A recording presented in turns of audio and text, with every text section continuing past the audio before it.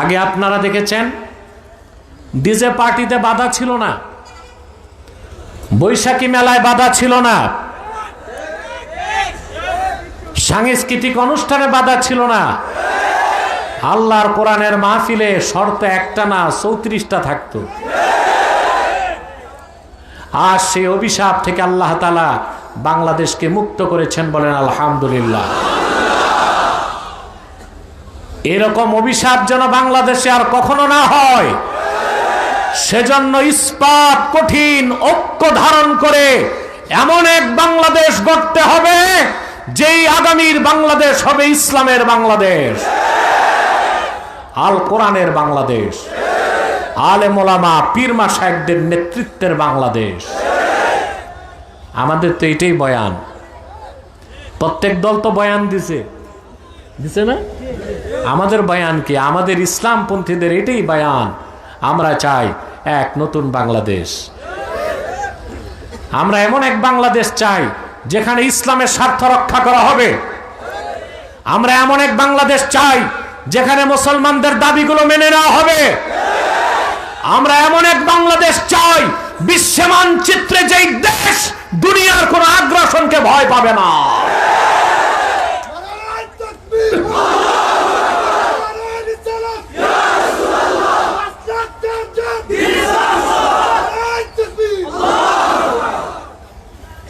সম্মানিত সুধী, তাহলে শয়তান বেজার।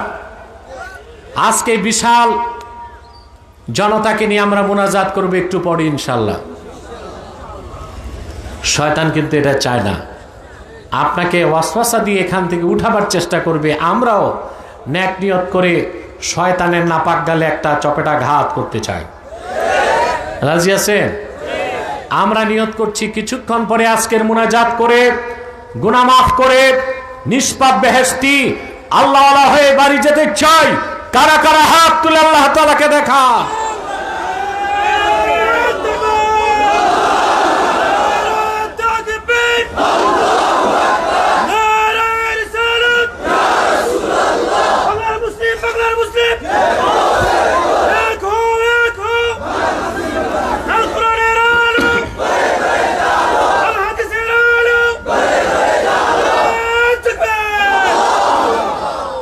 সম্মানিত সুধী, আমি মূল আলোচনায় প্রবেশ করছি। আমার সঙ্গে আপনারাও পড়বেন যেন প্রতিটা বাক্যের, প্রতিটি শব্দের, প্রতিটি অক্ষরের নূর আমাদের অন্তরে যেন বিকশিত হয়ে যায়। বলেন আল্লাহুম্মা আমিন। পড়ুন আউযু বিল্লাহি মিনাশ শাইতানির রাজীম। বিসমিল্লাহির রাহমানির রহিম। ইন্নামা ওয়ালিয়্যুকুমুল্লাহু ওয়া রাসূলুহু والذين آمنوا الذين يقيمون الصلاة ويؤتون الزكاة وهم راكعون ومن يتول الله ورسوله والذين آمنوا فإن حزب الله هم الغالبون। আল্লাহ তাআলা বলেন, ইন্নামা ওয়ালিয়্যুকুমুল্লাহু ওয়া রাসূলুহু। মুমিনগণ, নিশ্চয় তোমাদের অভিভাবক হচ্ছেন আল্লাহ এবং আল্লাহর রাসূল নবীজি মুহাম্মদ মুস্তাফা সাল্লাল্লাহু আলাইহি ওয়াসাল্লাম। ওয়াল্লাযীনা আমানু, এবং ঈমানদারগণ। কেমন ঈমানদার?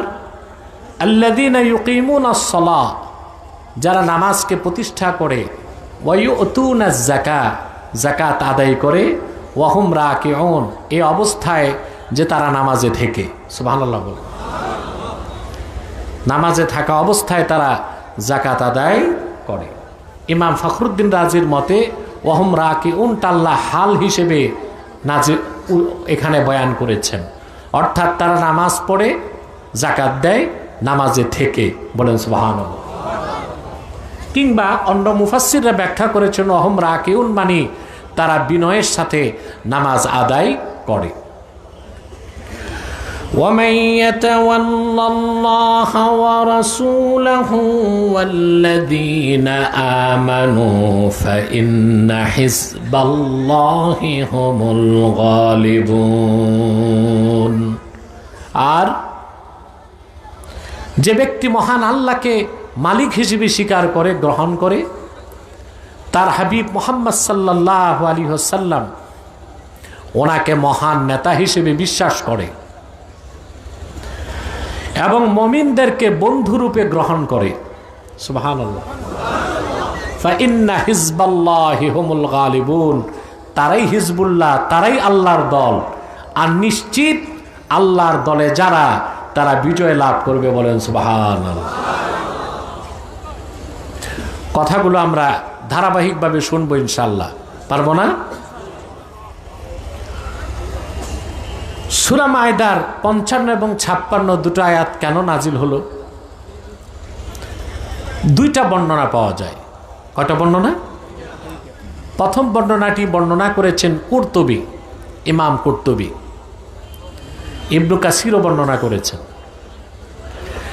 ইহুদিদের মধ্যে সবচেয়ে বড় আলেম ছিল মদিনাতুল মুনাওয়ারাতে আব্দুল্লাহ ইবনে সালাম রাদিয়াল্লাহু তাআলা।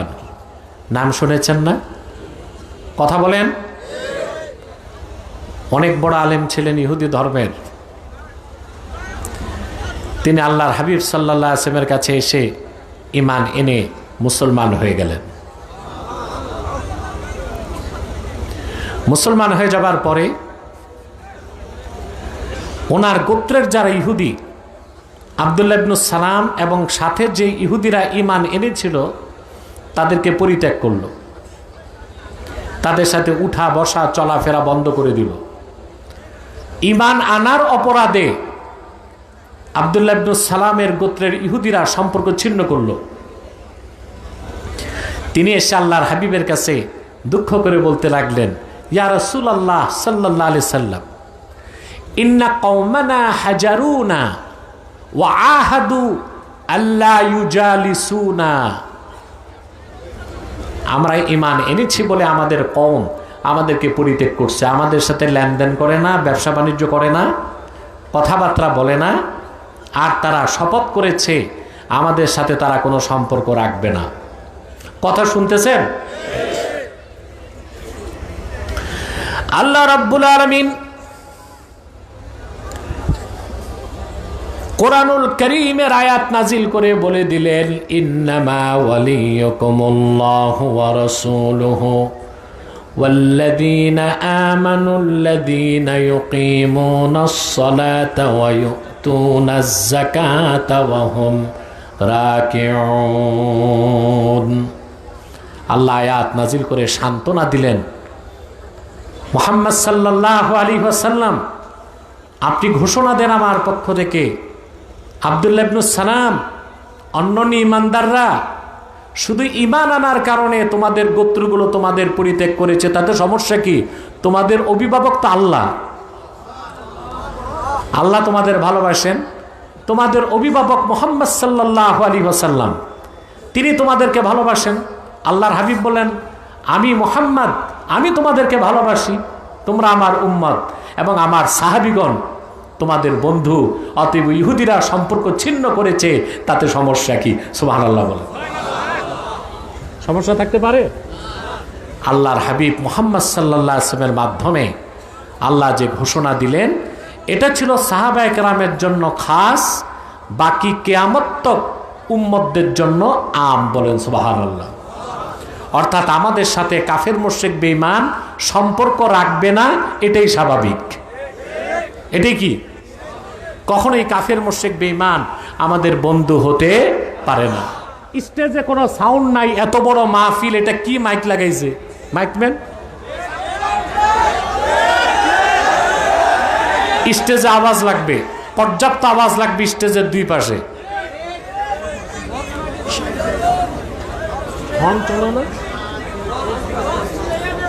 বসেন, বসেন।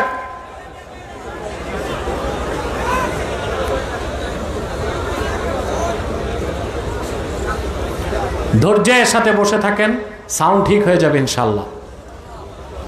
সম্মানিত সুধী, তাহলে কাফের মুশরিক কখনোই আমাদের সাথে, মুসলিমদের সাথে সুসম্পর্ক করতে পারে না। আমরা যতই তাদের সাথে বন্ধুত্ব করতে চাই, আমরা যতই কাফের মুশরিক অমুসলিমদের সাথে সুসম্পর্ক রাখতে চাই, তারা বাহ্যিক আই ওয়াশ করবে, সুসম্পর্ক দেখাবে, কিন্তু পিছন দিক দিয়ে ছুরি মারবে। দেশ স্বাধীনের পর 53টি বছর আমরা আমাদের পার্শ্ববর্তী ভারত থেকে কি আচরণ পেলাম? 72 থেকে 75-এ তাদের বন্ধুরা যখন ক্ষমতায় ছিল, ফারাক্কায় বাদ দিয়ে বাংলাদেশকে পানি শূন্য করেছে। বাংলাদেশের সবগুলো পাট কলে পরিকল্পিতভাবে আগুন দিয়ে পাট শিল্পকে ধ্বংস করেছে। অন্যরা যখনই ক্ষমতায় গিয়েছে, লাগাতার হরতাল দিয়ে ভারতের রয়ের এজেন্টরা বাংলাদেশের শিল্প এবং ব্যবসাকে ধ্বংস করেছে। সীমান্তে হাজারো ফ্যান্সিডিল কোম্পানি দিয়ে ফ্যান্সিডিল তৈরি করে আমার যুব সমাজকে ধ্বংস করার চেষ্টা করেছে। বিগত 16টি বছর ভারতের দুর্ধর্ষ কুখ্যাত গোয়েন্দা সংস্থা রয়ের মদদে জালেম শক্তি অগণিত আলেমকে নির্যাতন করেছে, নিপীড়ন করেছে, স্টিম রোলার চালিয়েছে, বাংলাদেশের মানুষের মানবতাকে বুলন্ডিত করেছে।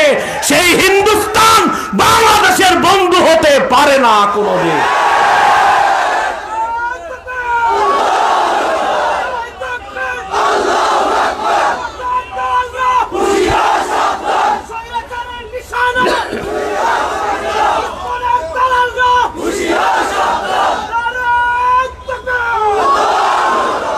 সম্মানিত সুধী,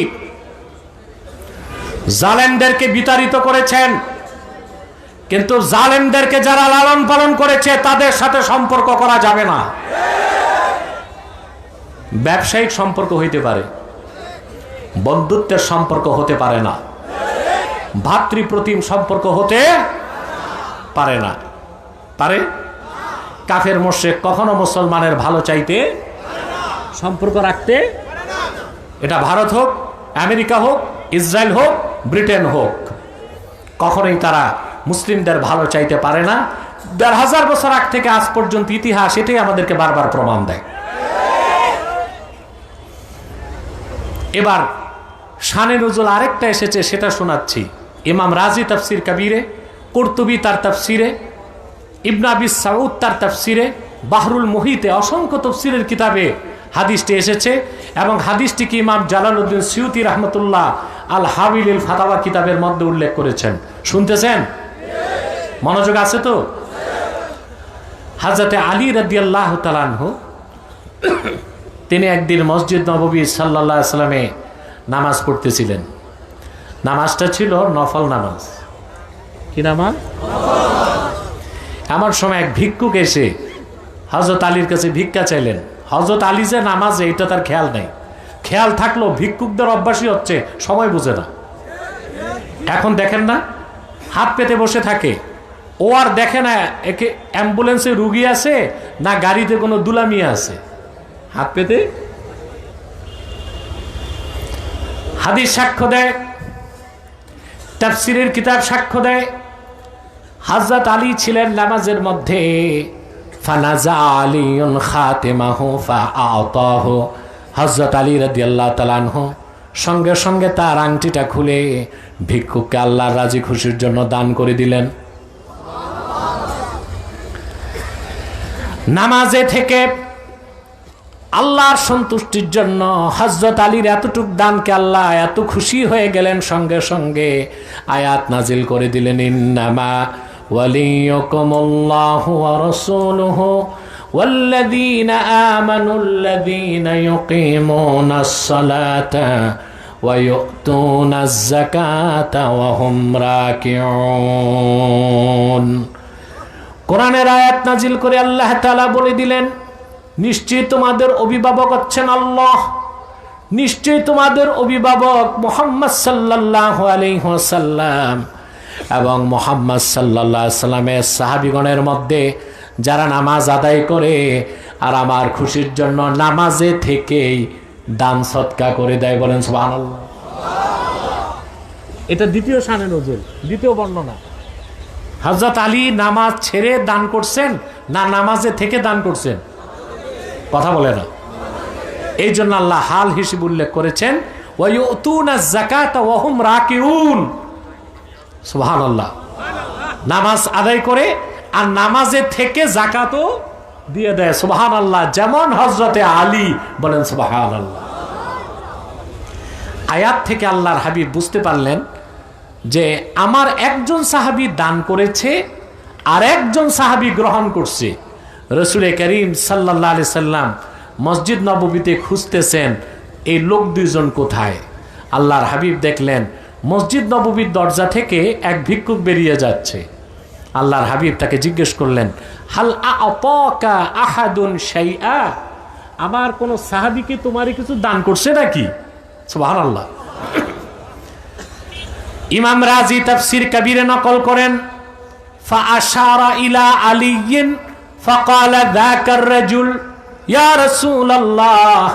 হযরত আলীর নামাজ তখনও শেষ হয় নাই, ভিক্ষুক তখনও বেরিয়ে যায় নাই, কোরআনের আয়াত তো নাজিল হয়ে গেল। ভিক্ষুক দেখায় দিলেন, ইয়া রাসূলুল্লাহ সাল্লাল্লাহু আলাইহি সাল্লাম, ওই যে আপনার মেয়ে ফাতেমার স্বামী আলী নামাজ পড়ছে, নামাজে আমি তার কাছে ভিক্ষা চেয়েছি, নামাজ শেষ করার আগেই তিনি আমারে তার আংটি খুলে দান করে দিয়েছেন। আমি শানে নজুল দুইটাই আপনাদেরকে শোনালাম। কথা বুঝতেছেন? তবে অধিক সংখ্যক তাফসিরে দ্বিতীয় শানে নজুলটাই আমি পেয়েছি। সেটা হচ্ছে এখানে আল্লাহর হাবিবের সাহাবীদের কথাই আল্লাহ তুলে ধরেছেন, বিশেষ করে হযরত আলীর কথা। বলেন সুবহানাল্লাহ। কার কথা? হযরত আলীর কথা। হযরত আলী যে আমাদের অভিভাবক সন্দেহ আছে? সাহাবায়ে কেরামের মধ্যে জুজই কুল্লি ফাজিলাত সবচেয়ে বেশি মর্যাদা হযরত আবু বকরের, তারপরে মর্যাদা হযরত ওমর, তারপরে হযরত উসমান, তারপরে হযরতে আলী। কিন্তু জুজই ফাজিলাতের দিক দিয়া হযরত আলীর মর্যাদা অনেক বেশি একটা ক্ষেত্রে, সেটা হচ্ছে রাসূলুল্লাহর সাহাবীগণের মধ্যে আল্লাহর হাবিবের নূরের কদম থেকে ইলমে মারিফতের সবচেয়ে বড় খনি হযরত আলী অর্জন করেছেন। বলেন সুবহানাল্লাহ। এই জন্য একটি নয়, দুইটি নয়, 127টি তরিকার গোড়া হযরতে আলী। সুবহানাল্লাহি বিহামদি। কতটা? 127টা তরিকার হযরত আলী পর্যন্ত পৌঁছেছে।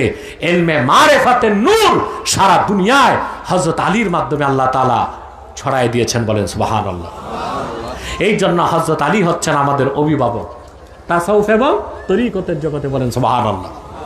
এখন আসেন আমরা একটু শাব্দিক ব্যাখ্যা করছি। আল্লাহ তাআলা বলেছেন, ইন্নামা ওয়ালিয়ুকুমুল্লাহ ওয়া রাসূলুহু, তোমাদের ওলি হচ্ছেন আল্লাহ, তোমাদের ওলি হচ্ছেন মুহাম্মদ সাল্লাল্লাহু আলাইহি সাল্লাম। এখন ওলি শব্দের অর্থ কি এটা বুঝতে হবে, বুঝতে হবে না?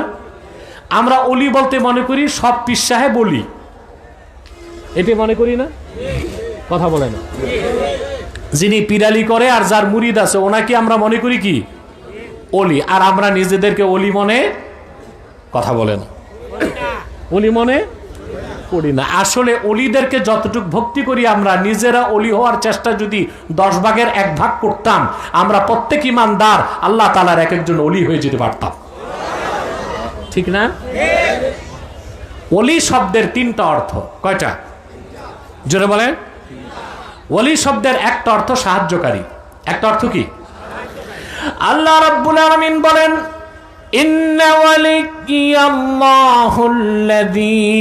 নাযালাল কিতাবা ওয়া হুয়া ইয়াতাওয়াল্লাস সালিহিন। ইন্না ওয়ালিয়াল্লাহ, নিশ্চয় আমার ওলি হচ্ছেন আল্লাহ। এখানে ওলি অর্থ সাহায্যকারী, অর্থাৎ আমার সাহায্যকারী হচ্ছেন আমার আল্লাহ, যিনি কোরআন নাজিল করেছেন আর যিনি নেককার বান্দাদেরকে পৃষ্ঠপোষকতা দিয়ে থাকেন। বলেন সুবহানাল্লাহ। ওলি শব্দের আরেকটা অর্থ হচ্ছে অভিভাবক। আরেকটা অর্থ কি জোরে বলেন? এখানে ওলি অর্থ অভিভাবক। ওলি শব্দের আরেকটা অর্থ হচ্ছে মুহিব্বুন, বন্ধু। কি? যেমন আল্লাহ তাআলা বলেন কোরআন কারীমে, আলা ইন্না আউলিয়া আল্লাহি লা খাউফুন আলাইহিম ওয়ালা হুম ইয়াহজানুন আল্লাযীনা আমানু ওয়া কানু ইয়াত্তাকুন। আল্লাহ রাব্বুল আলামিন বলেন, নিশ্চয়ই যারা আল্লাহর ওলি তাদের কোনো ভয় নাই, তাদের কোনো চিন্তা নাই। সুবহানাল্লাহ বলবেন না? মানুষের ভয় আর চিন্তা আছে কিনা? কথা বলে না। আপনাদের আছে? মুমিন তো কোনো ভয় থাকতে পারে না, মুমিন কাউকে ভয় পেতে পারে না আল্লাহকে ছাড়া। মুমিনের কোনো চিন্তাও থাকতে পারে না, কারণ সে জানে দুনিয়াতে যা সে কম পাবে আখেরাতে বহুগুণ বেশি পাবে। কিন্তু পৃথিবীতে যারা সুপার পাওয়ার, সম্পদের অভাব নাই, অস্ত্রের অভাব নাই, টাকার অভাব নাই, সব আছে, কিন্তু ওদের যত আছে তত ভয় আছে, তত চিন্তাও আছে। আপনারা তো বাংলাদেশের গরিব মানুষ, ডাল ভাত খেয়ে সুখেই আছেন, কিন্তু আমেরিকা, ইউরোপ সর্বক্ষণ থার্ড ওয়ার্ল্ড ওয়ার, তৃতীয় বিশ্বযুদ্ধের চিন্তায় ওদের ঘুম তো হারাম হয়ে যাচ্ছে। হারাম হচ্ছে না? এখন আমেরিকার ইউক্রেন, রাশিয়া এবং ইউক্রেন যুদ্ধ চলছে। যে কোনো সময় এটা third world war, nuclear attack, পারমাণবিক যুদ্ধের রূপ নিতে পারে। আর এর জন্য রাশিয়া দায়ী থাকবে না, দায়ী হবে আমেরিকা।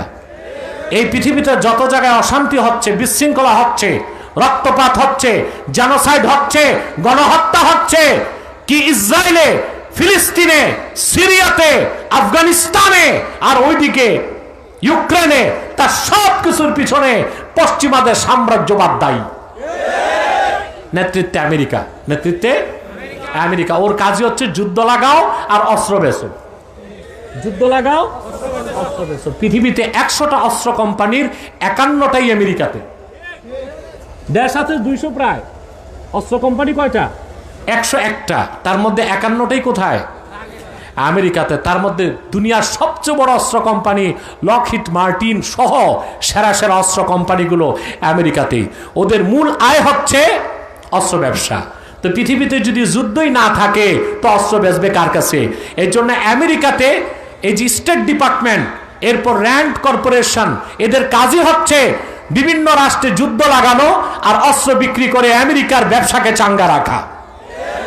এই জন্য সন্ত্রাসের বিরুদ্ধে যুদ্ধের কথা যুক্তরাষ্ট্রের মুখে শোভা পায় না, চোরের মার বড় গলা হয়ে যায়। ঠিক কিনা? কিন্তু ওরা ভয়তে আছে, ওরা চিন্তায় আছে, যে কোনো সময় আমেরিকা এবং রাশিয়ার মধ্যে পারমাণবিক যুদ্ধ হতে পারে। আমরা চিন্তা করি, কারণ আমরা মহান আল্লাহকে বিশ্বাস করি, আমাদের হৃদয়ে ঈমান লালন করি, আখেরাতকে আমরা বিশ্বাস করি। আমরা জানি আল্লাহর দ্বীনের পথে ঈমান নিয়ে যদি মৃত্যুবরণ করি শাহাদাত নসিব হবে, আর যদি বিজয় লাভ করি গনিমত পাবো, সম্মান পাবো, মর্যাদা পাবো। বলেন সুবহানাল্লাহ। মুসলমান বেঁচে থাকলেও তার ক্ষতি নাই, মৃত্যুর পরও তার ক্ষতি নাই। এই জন্য আল্লাহর ওলিদের কোনো ভয় নাই, কোনো চিন্তা নাই। বলেন সুবহানাল্লাহ। এখন আল্লাহর ওলি কারা? আল্লাহ 63 নম্বর আয়াতে বলে দেন, আল্লাযীনা আমানু ওয়া কানু ইয়াত্তাকুন। ওই সব লোক আল্লাহর ওলি যারা ঈমান এনেছে আর আল্লাহকে ভয় করে হৃদয় থেকে মুত্তাকি হয়ে গেছে। বলেন সুবহানাল্লাহ। এই আয়াতের ব্যাখ্যায় ইবনে কাসির লেখেন, মান কানা মুমিনান তাকিয়া কানা লিল্লাহি ওয়ালিয়া।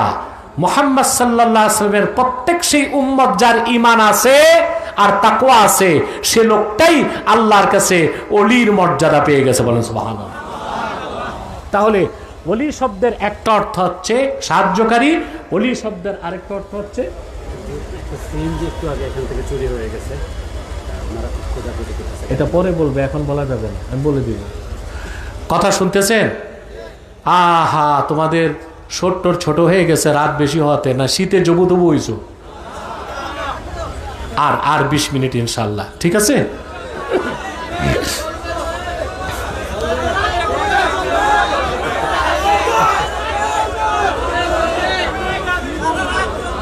বোকা বোকা মারতো না, কম মারতো। আমার ভাইরা, কথা তো শুনতেছেন তো? বলছি, অলি শব্দের একটা অর্থ কি? সাহায্যকারী। অলি শব্দের আরেকটা অর্থ মুহিব, বন্ধু। অলি শব্দের আরেক অর্থ অভিভাবক। বলেন সুবহানাল্লাহ। আল্লাহ তাআলা এখানে বলেন, ইন্নামা ওয়ালিয়্যুকুমুল্লাহু ওয়া রাসূলুহু, নিশ্চয় মুমিনগণ তোমাদের অভিভাবক হচ্ছেন আল্লাহ, তোমাদের অভিভাবক মুহাম্মদ সাল্লাল্লাহু আলাইহি ওয়াসাল্লাম। ওয়াল্লাযীনা আমানু, এবং ঈমানদারগণ, তারা তোমাদের বন্ধু। মুহাম্মদ সাল্লাল্লাহু আলাইহি ওয়াসাল্লামের উম্মতের মধ্যে যারা খাঁটি ঈমানদার, নামাজ পড়ে, যাকাত দেয়, তাদেরকেই নেতা বানাতে হবে। বলেন সুবহানাল্লাহ। তাদেরকে অভিভাবক বানাতে হবে, নতুবা আমাদের বিজয় কখনো আসবে না। কথা বুঝতেছেন? সমস্যা? খামোশ হয়ে বসেন, আমাকে ডিস্টার্ব করবেন না স্টেজে কেউ। সম্মানিত সুধী, তাহলে এখানে আমরা যে শিক্ষাটা নিব আজকে, প্রথম শিক্ষা, আল্লাহ আমাদের অভিভাবক, মুহাম্মদ সাল্লাল্লাহু আলাইহি ওয়াসাল্লাম আমাদের অভিভাবক। আর মুহাম্মদ সাল্লাল্লাহু আলাইহি ওয়াসাল্লামের উম্মতের মধ্যে যারা ঈমানদার, নামাজি, যাকাত দেয়, তারা হবে আমাদের নেতা। তারা হবে আমাদের। আপনাকে এইভাবে নেতা নির্বাচন করতে পারেন? কথা বলে না, পারেন না তো? থোতায় কয়েকখান দাড়ি, মাথায় একখান টুপি, 2-4 রাকাত নামাজ পড়লে মনে করেন আপনি খাঁটি মুসলমান হয়ে গেছেন, কিন্তু খোঁজ করলে দেখা যাবে তাবেদারি করতেছেন বেঈমান, মুনাফিক, কাফের, মুশরিক, সুদখোর, ঘুষখোর, দুর্নীতিবাজ, লম্পট, জানাখার, জুয়াখোরদের তাবেদারি করতেছেন। এই জন্য আপনাদের ভাগ্যের পরিবর্তন হয় না। হচ্ছে? আলেমদেরকে আপনারা চান ক্ষমতায় যাক? জি না। আলেমদেরকে আপনারা রসমালাই খাওয়ান, টাঙ্গাইলের চমচম, মুক্তাগাছার মন্ডা, কিন্তু ভোট নাই। আলেমদের ভোট নাই। দেখেন না, বাংলাদেশে তো অনেক পীরও রাজনীতি করে, কিন্তু ভোট পায়? পাচ্ছে না। কারণ মুরিদ হচ্ছে, মুরিদের মধ্যে হচ্ছে ডবল স্ট্যান্ডার্ড। মুরিদ দুইটা পীর বানাইছে, একটা আধ্যাত্মিক পীর আর একটা রাজনৈতিক পীর। তা আধ্যাত্মিক পীর যে, তারে দেয় নোট, আর রাজনৈতিক পীরের দেয় ভোট। বুঝেন নাই কথাটা? যে হচ্ছে আধ্যাত্মিক পীর, তারে কি দেয়? নোট দেয়। আর যে রাজনৈতিক পীর, তারে ভোট দেয়। বলে পীর সাহেবরে বলে, পীর বাবা তুম নোট সে খুশ রাহো, লিডার তুম ভোট সে খুশ রাহো। এই মুনাফিকে যতদিন বাদ না দিবেন, বাংলাদেশে সরকার আসবে আর যাবে, ক্ষমতার পালাবদল হবে, কিন্তু বাংলাদেশের মানুষের ভাগ্যের কোনো পরিবর্তন হবে না। দেখে নিবেন মুসলমান। তাহলে ভাইয়েরা, মহান আল্লাহর খাঁটি বান্দা হতে হবে, আল্লাহকে মালিক বলে বিশ্বাস করে আল্লাহর হাবিব মুহাম্মদ সাল্লাল্লাহু আলাইহি সাল্লামের আশিক উম্মত হতে হবে। আর মুহাম্মদ সাল্লাল্লাহু আলাইহি সাল্লামের উম্মতের মধ্যে যারা ঈমানদার, 5 ওয়াক্ত নামাজ আদায় করে, যাকাত দেয়, শরীয়ত মোতাবেক চলে, তাদের নেতৃত্ব গ্রহণ করতে হবে। ঠিক কিনা বলেন? কথা বুঝতেছেন? তাদেরকে অভিভাবক বানাতে হবে, তাদেরকে নেতা বানাতে হবে, তাদের নেতৃত্ব গ্রহণ করতে হবে, তাদের অনুসরণ করতে হবে। এই ক্ষেত্রে আমরা বাংলাদেশের মুসলমান ব্যর্থতার পরিচয় দিয়েছি। আজ বাংলাদেশে 3 লক্ষের উপর মসজিদ আছে, 10,000-এর উপর মাদ্রাসা আছে, পীর মাশায়েখের অভাব নাই। আমি আগেও বলেছিলাম, সরকার জরিপ করে দেখছে বাংলাদেশে 1,98,000 পীর আছে। বড় পীর, ছোট পীর, মাঝারি পীর সব মিলায়া কত আছে? 1,98,000 পীর বাংলাদেশে আছে। মুরিদের তো কোনো অভাব নাই। এই লাখ লাখ মসজিদ, হাজার হাজার মাদ্রাসা, আর এত মুসলমান আমরা থাকার পরেও দেশ স্বাধীনের 53 বছরও আল্লাহ শরীয়তের পক্ষে, দ্বীন ইসলামের পক্ষে একটা আইনও আমরা পাশ করতে পারি নাই। আমাদের ট্যাক্স, আমাদের ভ্যাট, আমাদের রক্ত পানি করা ঘামের পয়সায় যারা ক্ষমতায় যায় তারা জীবনযাপন করে, বিলাসবহুল গাড়িতে থাকে, বাংলো বাড়িতে থাকে, সরকারি সুবিধা নেয়, আমাদের রক্ত পানি করা ঘামের পয়সায়। আর আমরা মুসলমান যখন দ্বীনের পক্ষে রাজপথে নামি, আমার রক্ত পানি করা ঘামের পয়সায় কেনা বুলেট আমার সিনায় নিক্ষেপ করা হয়। আমাদেরকে এবার ঘুরে দাঁড়াতে হবে। আমি বহুবার বলেছি, বাংলাদেশে 50 বছরে যে চান্স এসেছে, আমরা যদি ওলামায়ে কেরাম ঐক্যবদ্ধ, আমাদের মধ্যে হিংসা ছাড়তে হবে। রাজনৈতিক ঐক্য আর একটা অরাজনৈতিক ঐক্য, রাজনৈতিক ঐক্য আর অরাজনৈতিক ঐক্য, মাসলাক যার যার, দিন ইসলাম সবার, নামাজ পড়ে কিনা এটা দেখতে হবে, যাকাত আদায় করে কিনা এটা দেখতে হবে, শরীয়ত মোতাবেক চলে কিনা এটা দেখতে হবে। এদিকে আমরা দেখি, কথা বলে না। কারণ আপনি যাকে ইমাম বানাবেন, নেতা বানাবেন, তাকে আপনাকেই যাচাই বাছাই করতে হবে, ঠিক কিনা বলেন? অবশ্য আপনারা যাচাই বাছাই করেন মসজিদের ইমাম রাখতে গেলে, সার্কুলেশন দেয় 1 মাস, পত্রিকায় সার্কুলেশন, ইমাম রাখা হবে। কিরকম শর্ত হচ্ছে, হাফেজ, কারি, মুফতি, কামেল পাস, দাওরায়ে হাদিস, মাস্টার্স, অনার্স হইলে ভালো হয়, সুন্দর কণ্ঠ, হ্যাঁ এটাও থাকে, বিবাহিত।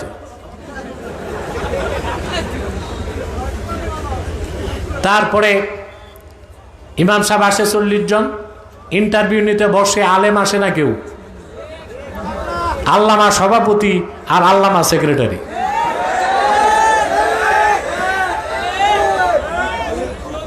ওই বেটা নিজেও জানে না ওজুর ফরজ কয়টা।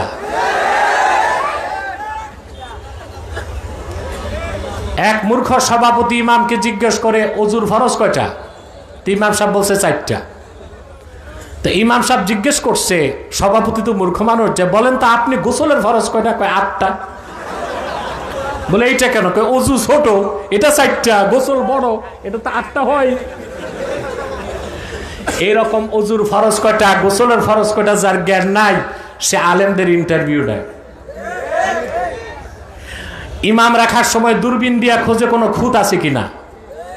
মসজিদে যে ইমামতি করে এটা ইমামতে সোগরা, ছোট নেতৃত্ব। দেশ আর রাষ্ট্রে যে নেতৃত্ব দেয় ওইটা ইমামতে কোবরা, বড় নেতৃত্ব। ছোট নেতা তালাশ করতে দূরবীন লাগাও, আর দেশ ও জাতির নেতৃত্বে যাদেরকে পাঠাও তাদের ইমানটা ঠিক আছে কিনা তাও তো দেখো না তোমরা। অতএব বিপ্লব আর অভ্যুত্থান দিয়া কি হবে, যেই সেই সেটআপ চেঞ্জ হবে, পলিসি চেঞ্জ না করলে দেশের কোনো ভবিষ্যৎ না। এখন চেঞ্জ হয়েছে সেটআপ, কি চেঞ্জ হয়েছে? আবার নতুন সেটআপ আসবে। কিন্তু আমরা যদি পলিসি নির্ধারণ করতে না পারি তাহলে বাংলাদেশের কোনো পরিবর্তন হবে না। আল্লাহর পবিত্র সত্তার কসম করে বলছি, আবার যারা আসবে, যদি নীতি নির্ধারণ করা না হয়, শরীয়ত মোতাবেক দেশ চালানো না হয়, আবার দেশে চুরি হবে, খুন হবে, সন্ত্রাস হবে, সহিংসতা হবে, বাংলাদেশকে রক্ষা করা সম্ভব হবে না।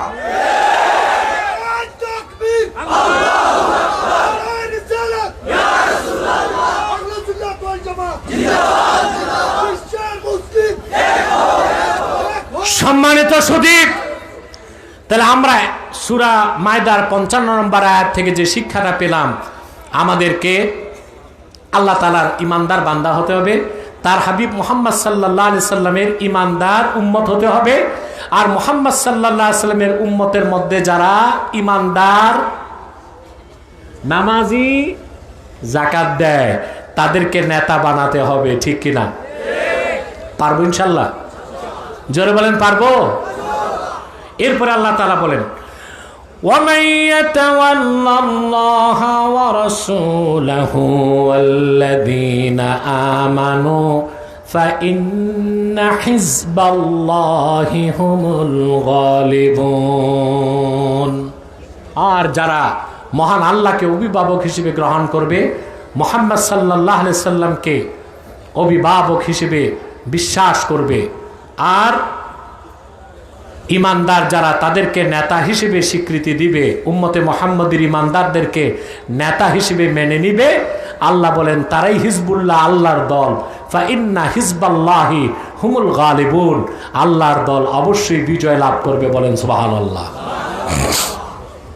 আপনি আল্লাহর দলভুক্ত হবেন আর আপনি কাফেরের হাতে মার খাবেন, এটা কোনোদিন হইতে পারে না। আবার বলছি, আপনি হিজবুল্লাহ হবেন, আল্লাহর দলভুক্ত হবেন, আর আপনি কাফের মুশরিকের হাতে মার খাবেন, এটা কোনোদিন হতে পারে না। যদি কাফের মুশরিকের হাতে মার খান, তাহলে বুঝতে হবে আপনি হিজবুল্লাহ নয়, আপনি হিজবুশ শয়তান, শয়তানের দলে আছেন। কার দলে আছেন? কিন্তু যদি আপনি হিজবুল্লাহ, আল্লাহর দলভুক্ত হন, খাঁটি ইমানদার হন, কোরআন সুন্নাহর আলোকে ব্যক্তি জীবন, সমাজ জীবন, রাষ্ট্র জীবন চালান, অবশ্যই আল্লাহ সাহায্য করবেন। আল্লাহ বলেন ইন তানসুরুল্লাহ ইয়ানসুরকুম ওয়া ইউসাব্বিত আকদামাকুম, যদি তোমরা মহান আল্লাহকে সাহায্য করো, তার মানে আল্লাহর দ্বীনকে সাহায্য করো, অবশ্যই আল্লাহ রাব্বুল আলামিন তোমাদেরকে সাহায্য করবেন, আর তোমাদের কদমকে আল্লাহ তাআলা দ্বীনের উপর অবিচল রাখবেন, বলেন সুবহানাল্লাহ। আল্লাহর সাহায্য কিভাবে আসে দেখেন নাই? সিরিয়াতে বাশার আল আসাদ 11 বছর নির্যাতন নিপীড়ন করলো, 5 লক্ষ মানুষকে হত্যা করেছে, অধিকাংশই ছিল সুন্নি মুসলমান। আজকে অনেকে বলতেছে বাশার আল আসাদকে সরানো ঠিক হয় নাই। ইসরায়েলের ইহুদিদের চেয়ে কোনো অংশে বাশার আল আসাদ কম খারাপ ছিল না। সুন্নি মসজিদগুলোকে বন্ধ করেছে। বাশার আল আসাদের সৈন্যবাহিনী মসজিদগুলোতে ঢুকে সিগারেট পান করত। গোটা সিরিয়াতে হাজার হাজার সুন্নি আলেম, মুহাদ্দিস, মুফাসসিরকে গুলি করে হত্যা করা হয়েছে। সুন্নিদের স্ত্রী বোনদেরকে কারাগারে বন্দী রেখে গণধর্ষণ করা হতো। সুন্নি মুসলিমদের উপর রাসায়নিক অস্ত্র ব্যবহার করা হতো। আর ইসরায়েলের সাথে বাশার আল আসাদ গোপন চুক্তি করে মধ্যপ্রাচ্যকে অশান্ত করে রাখত। একদল মানুষ যারা হিজবুল্লাহ, ওইটা আমি লেবাননের হিজবুল্লাহর কথা বলছি না, ইমানদাররাই কি হিজবুল্লাহ, এরা অস্ত্র হাতে তুলে নিল। আপনারা জানেন এখন যে বিদ্রোহীদের নেতা জুলানি, নাম শুনছেন না? মাত্র 60টা বন্দুক নিয়ে তিনি জিহাদে নামছেন। এখন তাদের কাছে শত শত ট্যাঙ্ক আছে, মিসাইল ক্ষেপণাস্ত্র আছে, হাজারো অস্ত্র আছে। আসলে আল্লাহর দ্বীনের জন্য নামলে আল্লাহ পথ সহজ করে দেন। এবং আমরা এটাই চিন্তা করি, আশা করি ইনশাআল্লাহ সিরিয়াতে ইসলামী শরিয়া প্রতিষ্ঠিত হবার পর এই বাহিনী ইনশাআল্লাহ বাইতুল মুকাদ্দাসকে উদ্ধার করবে নাপাক ইহুদিদের হাত থেকে ইনশাআল্লাহ। দেখুন আপনি মধ্য এশিয়াতে তালেবান, যাদেরকে মোল্লা বলেন, কি বলেন, পাগড়ি, জুব্বা, কুর্তা, গলায় তসবি, হাতে আছে পুরনো আমলের AK-47 ক্লাসিনকভ। পৃথিবীর 2টা পরাশক্তিকে তারা ধরাশক্তি বানাই দিছে। 14 বছর জিহাদ করছে রাশিয়ার বিরুদ্ধে, 19 বছর জিহাদ করেছে আমেরিকার বিরুদ্ধে। পৃথিবীর 2টো পরাশক্তি পরাজিত হয়েছে তালেবান মুসলিমদের কাছে, কারণ আল্লাহ দ্বীনের জন্য 70,000 তালেবান শাহাদাত বরণ করেছে। আর আল্লাহ বলেছেন ইন তানসুরুল্লাহ ইয়ানসুরকুম ওয়া ইউসাব্বিত আকদামাকুম, যদি তোমরা আল্লাহকে সাহায্য করো, মানে আল্লাহ দ্বীনকে সাহায্য করো, অবশ্যই আল্লাহ তোমাদেরকে সাহায্য করবেন।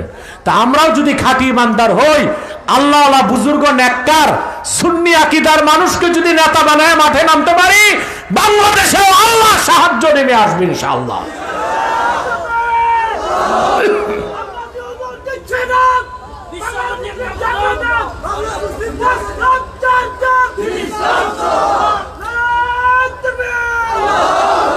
সম্মানিত সুধী, তাহলে আমরা হিজবুল্লাহ হব? কথা বলে না। আল্লাহর দলভুক্ত হব? তা প্রথমেই লাগবে কামেল ঈমান, তারপরে লাগবে সালাত এবং যাকাত, ঠিক না? শিরক এবং কুফর থেকে, বাতিল আকীদা থেকে মুক্ত হতে হবে। আর আমাদের সামাজিক ও রাজনৈতিক নেতৃত্বে উম্মতে মুহাম্মদীর মধ্যে যারা খাঁটি ইমানদার, তাদেরকে এগিয়ে দিতে হবে। তাহলে আমরা পরকালে মুক্তি পাবো, দুনিয়াতে কল্যাণ পাবো। আর আমরা তখনই বাংলাদেশকে একটি স্বাধীন, সুন্দর, উন্নত বাংলাদেশ হিসেবে গঠন করতে পারবো ইনশাল্লাহ। এখন তো আমরা কিভাবে একটু সুন্দর বাংলাদেশ গঠন করব? ভাই, আমাদের রাজনীতিতেই তো সেরেক ঢুকে আছে, কথা বলে না। বাংলাদেশে 75% ভোটার, কত? 75% ভোটারের আকীদা হচ্ছে সার্বভৌমত্বের মালিক জনগণ।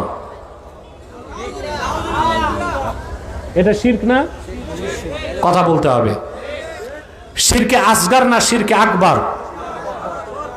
75%, 11,29,00,000 ভোট আছে বাংলাদেশে। এর মধ্যে 75% মানুষ যারা এমন রাজনৈতিক আদর্শ গ্রহণ করেছে যাদের বিশ্বাস সার্বভৌমত্বের মালিক জনগণ। মুসলমানের রাজনৈতিক বিশ্বাস হচ্ছে সার্বভৌমত্বের মালিক জনগণ নয়। ইনিল হুকমু ইল্লা লিল্লাহ, সার্বভৌমত্বের মালিক একমাত্র আল্লাহ তাআলা। তা আপনারা তাবেদারি করছেন এমন সব মানুষদের যাদের আকীদায় শিরক আছে, যাদের আকীদায় কুফর আছে, যারা শরীয়ত আইনকে বিশ্বাস করে না, ব্যক্তিগত জীবনে নামাজ পড়ে না, চুরি করে, দেশের সম্পদ চুরি করে, লুণ্ঠন করে, শোষণ করে, বেগম পাড়ায় পাচার করে। যেগুলো ধরা খায় জেলে গেছে, এগুলো না জেলের মধ্যে আছে, ওদের বউ বাচ্চাগুলো কিন্তু আনন্দই আছে। কানাডাতে, ব্রিটেনে, আমেরিকায়, আর কিছু যে জায়গা নিয়েছে ভারতে। ভারতে যাওয়াটা ঠিক হয় না, ওরাই তো না খাইয়া মরে। এখান থেকে যারা পালায় গেছে ওদেরকে দিবে কোত্থেকে? আমার বাংলাদেশের মুসলমান কলকাতায় না গেলে গোটা কলকাতাই তো অচল হয়ে যায়। আমরা দেই, ওরা খায়। আমরা দেই, ওরা খায়। যখন ওরা হুমকি দিল বাংলাদেশে শান্তি বাহিনী পাঠাবার কথা বলছে, শুনছেন না আপনারা? ওই দেশের মুখ্যমন্ত্রী বলছে, এটা মুখ্যমন্ত্রী না মূর্খমন্ত্রী। এটা মহিলা তো এমনি জ্ঞান কম, আকল কম।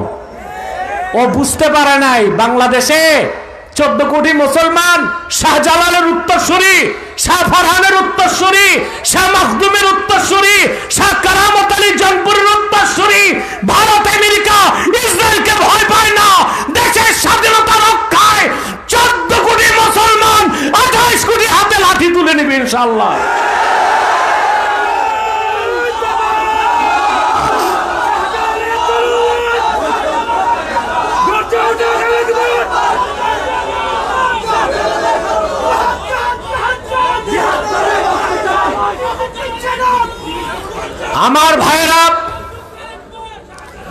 আমার ভাইরা সুস্পষ্ট অক্ষরে মনে রাখবেন, মুসলমান হচ্ছে লোহার বুট। এটাকে চারবন করার কোন দাঁত পৃথিবীতে নয়। মুসলমান জীবন দিতে পারে, ঈমান দিতে পারে না। ঈমান রক্ষায় সে তার গর্দানকে উৎসর্গ করে ঈমানকে টিকিয়ে রাখে। হিন্দুস্তানকে আগেও আমি সাবধান করছি, দেখছেন না? ওই মহিলা মুখ্যমন্ত্রী বক্তব্যের 2 ঘন্টা পর আমার বক্তব্য গেছে। এটা আমি বলে দিছি। তো আমার বক্তব্যের পর দেখছেন আপনারা, কলকাতায় ওদের কিছু সাংবাদিক আছে পাগল। তা আমি ভাবছিলাম একটা সাংবাদিকই পাগল, পরে দেখছি না, যা আছে সবই পাগল। পশ্চিম বাংলায় সবগুলো চ্যানেল আমার বিরুদ্ধে নিউজ করছে, দেখছেন না আপনারা? খুব হইচই করছে। আমি সরকারকে পরামর্শ দিয়েছিলাম 3টা নীতি বাস্তবায়ন করতে। আমি বলেছিলাম লালমনিরহাটে এয়ারবেস করেন, ওরা আমাদের দিকে হাত বাড়াবে, আমরা চিকেন নেক কেটে 7 সিস্টার আলাদা করে দিব। আমি বলেছি চায়নার সাথে প্রতিরক্ষা চুক্তি করেন, শত্রুকে বন্ধু বানান। আমি বলেছি আলু পেঁয়াজ, নিম্নমানের ভারতীয় আলু পেঁয়াজ আমাদের দরকার নাই, অন্যান্য রাষ্ট্র থেকে বাণিজ্যিক সম্পর্ক করা হোক। আমার দেশের রুগী যাওয়া বন্ধ হয়েছে, কলকাতার ডাক্তাররা বসে বাংলাদেশের মানুষের সাথে ক্ষমা চাইতেছে, ওহে দেবতারা আসুন, আমরা 10% ডিসকাউন্টে ট্রিটমেন্ট করে দিব।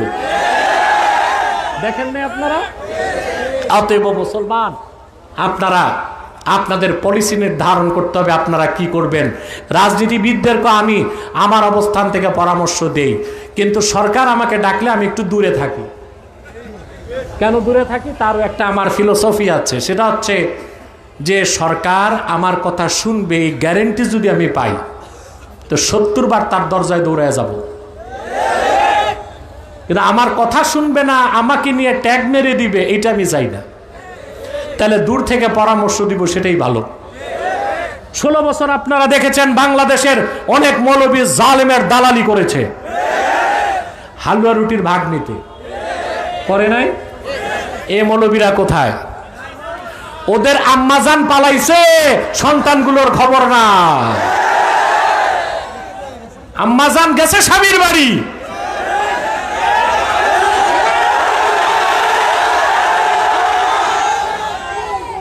যে মানুষগুলোকে মিছিল করিয়েছে, মিটিং করিয়েছে, যে মানুষগুলোকে বাংলাদেশে এই রকম অবস্থায় রেখে গিয়েছে নিজের জীবন বাঁচাতে, বাংলাদেশের মানুষের নেতৃত্ব দেওয়ার কোন অধিকার তাকে আগামীতে দেওয়া হবে না।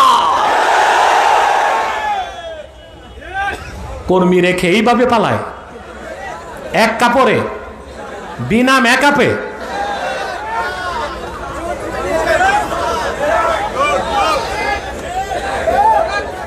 তা আপনারা কাদের পিছে চলেন? মৌলবী যেগুলো দালালি করছে এরা কই? এরাও সব পালাইছে। হালুয়া রুটি যা খাওয়ার খাইছে তো 16 বছর, ঠিক না? এই চরিত্র কোনো আলেমের হওয়া উচিত না। আলেমরা রাহবার, তারা কোনো দলের পক্ষ নিতে পারে না, তারা হবে হিজবুল্লাহ। আল্লাহর দলের পক্ষ নেবে। কার পক্ষ নিবে? আল্লাহর দলের পক্ষ নিবে। যখন যা বলার তা বলতে হবে। এখন আপনি যদি কারোর সাথে দহরম মহরম করে হালুয়া রুটির ভাগ পান, আপনি তো আর সত্য কথাটা বলতে পারবেন না। এই জন্য আমাকে ডাকলে আমি যাই না, আমাকে গ্যারেন্টি দিতে হবে আমার পরামর্শ নিবে, সকাল সন্ধ্যা 70 বার আমি যাব তাদের কাছে। আর যদি গ্যারেন্টি না পাই তো ওই যে কিছুদিন পর পর মৌলবী সাহেবদেরকে নিয়ে এখন যমুনাতে বসে, ওখানে চা পান খাওয়ার পর 2-4টা বুলি আওড়ায়া এসে এক এক নেতা চ্যানেলের সামনে কি হুঙ্কার দেয়, আমি এইটা বলছি, আমি এইটা বলছি, কি বলছেন বোঝা যাবে সামনে। কিন্তু আমি দূর থেকে পরামর্শ দিয়ে যাব ইনশাআল্লাহ, দেশের কল্যাণে, জাতির কল্যাণে। তাহলে ভাইয়েরা, আমরা 56 নম্বর আয়াত থেকে শিখলাম আমাদেরকে হিজবুল্লাহ হতে হবে। সুবহানাল্লাহ। হিজবুল্লাহ যারা আল্লাহর দল, তাদের কোনো ভৌগোলিক সীমানা নাই। সুবহানাল্লাহ। দলীয় কোনো প্রতীক নাই, দলীয় কোনো স্লোগান নাই। সুবহানাল্লাহ বলবেন না? 57টি মুসলিম রাষ্ট্রে যেখানে যত মুসলমান আছে খাঁটি ইমানদার, তারা সবাই হিজবুল্লাহ বলেন। সুবহানাল্লাহ। আমাদের প্রিন্সিপাল আইডেন্টিটি, আসল পরিচয় কি আমরা বাংলাদেশি? জি না। আমাদের প্রিন্সিপাল আইডেন্টিটি, মূল পরিচয় কি আমরা আমরা বাঙালি, বাংলাদেশি? কথা বলে না। জাতীয়তাবাদী, ধর্মনিরপেক্ষতাবাদী, সমাজবাদী? আমাদের প্রিন্সিপাল আইডেন্টিটি আমরা উম্মতে মুহাম্মদী মুসলমান। দুনিয়ার যেখানেই মুমিন আছে সব এক দল, হিজবুল্লাহ। সুবহানাল্লাহ বলেন। হিজবুল্লাহ আল্লাহর দল বলেন। সুবহানাল্লাহ। এই পরিচয় আমাদের হৃদয়ে লালন করতে হবে। মোস্তাফা কামাল পাশা আতাতুর্ক মুসলমানদের মধ্যে যে জাতীয়তাবাদের বিশ্বাস ঢুকাই দিছে, এটা আমরা বিশ্বাস করি না। সে 57টা মুসলিম রাষ্ট্র, আজকে আমরা 57টা ভাগ হয়ে গেছি। ভৌগোলিক সীমানায় আমরা আমাদের জাতীয় পরিচয়কে সীমাবদ্ধ করেছি। মুসলমান হচ্ছে আল্লাহর দল, হিজবুল্লাহ। তাদের কোনো ভৌগোলিক সীমানায় তাদের পরিচয়কে আটকানো যায় না। দুনিয়ার যেখানেই মুমিন আছে, সে যদি খাঁটি ইমানদার হয়, সে হিজবুল্লাহ, সে আল্লাহর দলভুক্ত বলেন। সুবহানাল্লাহ। পারবো হইতে? যদি আল্লাহর দল থেকে বের হয়ে যাই, আর একটাই দল আছে, ওটা হচ্ছে হিজবুল শয়তান। হিজবুল শয়তান, ওটা শয়তানের দল। শয়তানের দলে যাইয়া আমরা জাহান্নাম খরিদ করতে চাই না। রাজি আছেন? আল্লাহ আমাদেরকে কবুল করুক, মঞ্জুর করুক, বলুন আল্লাহুম্মা আমিন।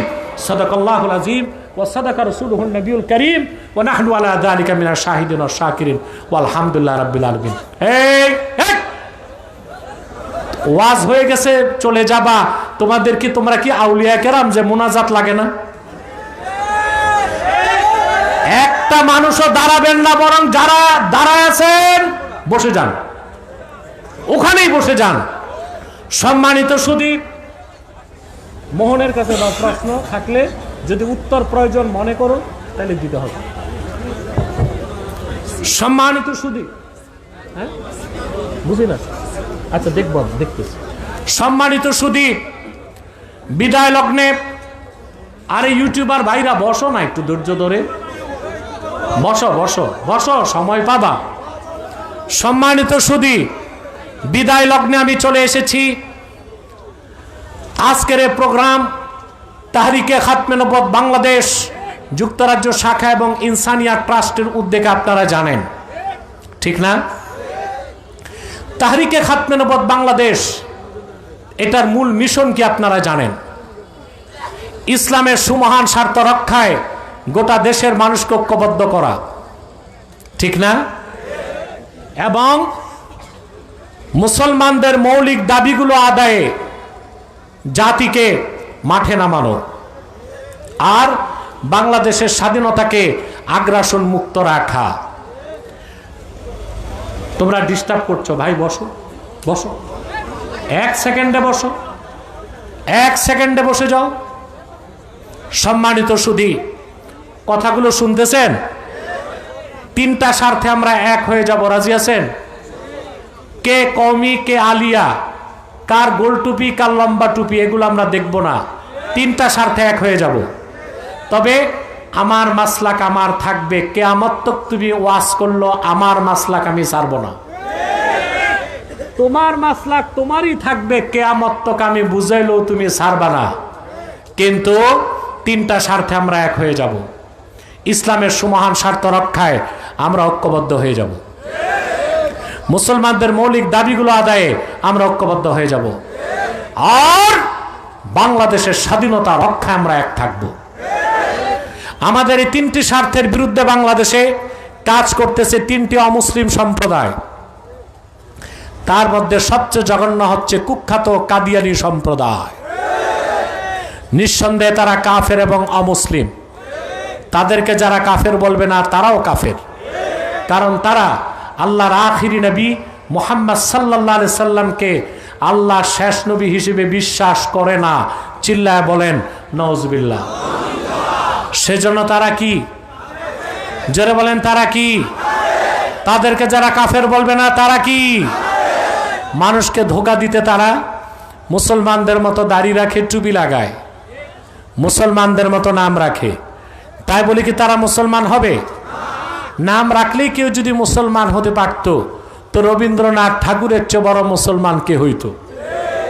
সে কি মুসলিম ছিল না অমুসলিম? নাম রাখলে মুসলমান হওয়া যায়? টুপি লাগাইলে?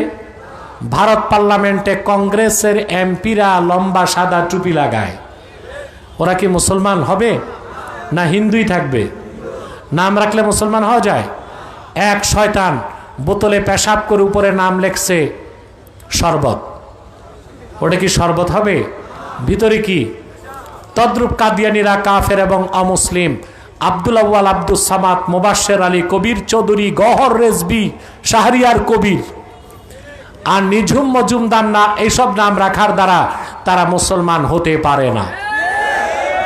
আমার ভাইয়েরা, আমার বন্ধুরা, আমার আল্লাহ ও নূর নবীজি আমার মুহাম্মদ মুস্তাফা সাল্লাল্লাহু আলাইহি সাল্লামের ইসলাম ও কোরআনের হাজার হাজার হাজার বছর পরে বর্তমান ভারতের কুখ্যাত পাঞ্জাবের কুখ্যাত গুরুদাসপুরের কুখ্যাত কাদিয়ানে ইংরেজ আমলে এক শয়তান নিজকে নবী দাবি করছে।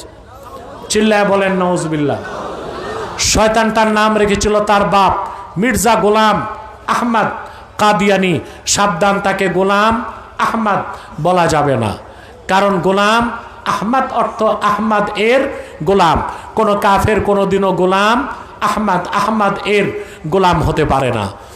আর কাদিয়ানের কাজ্জাব ছিল শেষ দরজার কুখ্যাত কাফের, সে গোলাম আহমদ এর গোলাম ছিল না, সে ছিল কুখ্যাত শয়তানের কুখ্যাত গোলাম। কাদিয়ানের কাজ্জাব, মিথ্যা নবুয়তের দাবিদার মির্জা গোলাম শয়তান কাদিয়ানির উপর গজব এসেছে 1908 সালে। যখন গজব এসেছে, কাদিয়ানের কাজ্জাব, মিথ্যা নবুয়তের দাবিদার, ইংরেজদের পা চাটা গোলাম মির্জা গোলাম শয়তান কাদিয়ানি 1908 সালে ধ্বংস হয়ে কুখ্যাত জাহান্নামের কুখ্যাত কুকুরে পরিণত হয়েছে, তার অনুসারীরাও ধ্বংস হয়েছে। বর্তমানে কিছু কাদিয়ানি বাংলাদেশে আছে, ইতিমধ্যেই তারা 100 সেন্টার করে ফেলেছে। সিলেটের মুসলমান, আপনাদের জন্য কলঙ্ক যে সিলেট শহরে সোভানীঘাট এলাকায় কাদিয়ানিরা আস্তানা করেছে, সুনামগঞ্জের দিরাইতে তারা আস্তানা করেছে, কুলাউড়াতেও শুনেছি করেছে, মৌলভীবাজারে তাদের কিছু উৎপাত আছে, চক্রান্ত আছে। বাংলাদেশে তারা 100 আস্তানা করে ফেলেছে। নাউজুবিল্লাহ বলবেন না? নাম পরিবর্তন করে করে তারা মিথ্যা পরিচয় দেয়। কখনো নিজেদের পরিচয় দেয় আহমদি জামাত, কখনো বলে আহমদিয়া জামাত, কখনো বলে আহমদি সম্প্রদায়, কখনো বলে আহমদিয়া সম্প্রদায়, কখনো বলে আহমদি মুসলিম জামাত, কখনো বলে আহমদিয়া মুসলিম জামাত। সাবধান, যত কাদিয়ানি ছিল আছে থাকবে, তারা কেউ আহমদি জামাত নয়, আহমদিয়া জামাত নয়, আহমদি সম্প্রদায় নয়, আহমদিয়া সম্প্রদায় নয়, আহমদি মুসলিম জামাত নয়, আহমদিয়া মুসলিম জামাত নয়, তারা শয়তানি জামাত, কুখ্যাত জাহান্নামের কুখ্যাত কুকুরের দল। আমাদের সকল দলের একটাই দাবি, অনতিবিলম্বে স্বাধীন বাংলায় শয়তান কাদিয়ানীদেরকে রাষ্ট্রীয়ভাবে অমুসলিম ঘোষণা করতেই হবে, করতেই হবে।